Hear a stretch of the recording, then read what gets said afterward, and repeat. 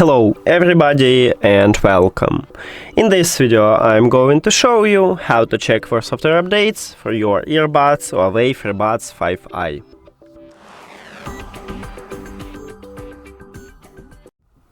You have to start by open Huawei AI Life application, and of course you need to add your earbuds to the app.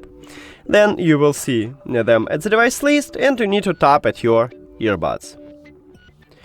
Now, scroll down and at the right side we have update. Tap at this button and check for updates. It said that I have the latest version. You can check for updates again if you want to by just tap at this button. And that's it. Thank you for watching this video. If you found it helpful, please consider subscribing to the channel and leave the like on the video. See you later!